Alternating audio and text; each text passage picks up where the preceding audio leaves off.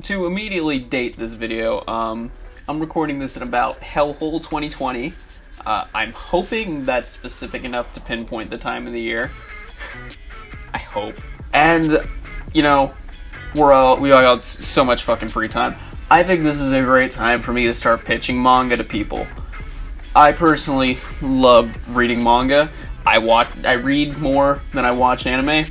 It's convenient, you can read like 2 chapters on the toilet, you can read it on your back porch, you can read it in your living room and pretend like you're socializing with your family. It's really versatile, you can just kind of pick it up and go, and it updates every week, usually, sometimes they're monthlies. It's just something that I think more people should get into, because it's a good hobby to have, I think. And so I'm basically going to be doing this mini-series whenever I feel like it. That's just me recommending, easier to recommend manga. There's things that I do want to recommend to people, like Chainsaw Man, Tower of God, I don't fucking know, King and Ashura, but those are all, super long, super niche things that I need to, pitch to you. I have to explain, this is why this thing is good, despite all of its flaws. Tower of God is fucking 450 chapters. I do not feel good telling somebody to start reading something that is 450 chapters without making damn sure they're going to like it in the end. So today I'm going to talk about an easier to pitch manga, something that no matter who you are, I think you might find enjoyment for. And that is Spy X Family. Spy X Family is a bi-weekly manga, and it is a romantic comedy spy action. Basically, the whole premise is that there's this dude who is an international spy, and he has to prevent national tragedy by getting himself invited to this important person's dinner party. In order to do that, the best route is to get invited there through a child. Now, he's an international man of mystery, he has no family, so he has to adopt a child. He adopts a child, and she's a telepath. She can read minds. She knows that he's a spy, he doesn't know that she's a telepath.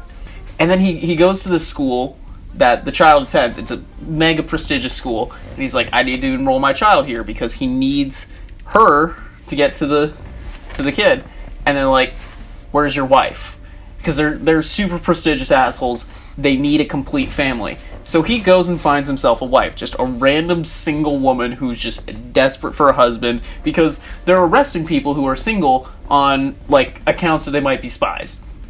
So she marries him. She's a contract killer. He doesn't know that. She doesn't know he's a spy. The child knows both of their secrets, and she wants it all to stay together. She wants the family. The contract killer starts to fall for the spy starts to fall for the contract killer, and it's kind of hard to explain how something is funny without showing it to you. So, here's a panel that I've picked out that I personally thought was fucking hilarious. I think Spy X Family excels because it's a comedy with a purpose. There is an ongoing plot that is funny along the way, and it does have tense moments where you're like, shit, I need this to work out. And the whole time, you really want the relationships to work out, and it's a good time. It's a really good time. Like I said, it updates every other week. The chapters are pretty long, which, once you catch up, that's a good thing.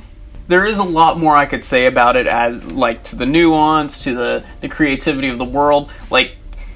The whole premise is a Cold War era sort of place, and a comedy set in the Cold War era is, I think, something that the world has been missing.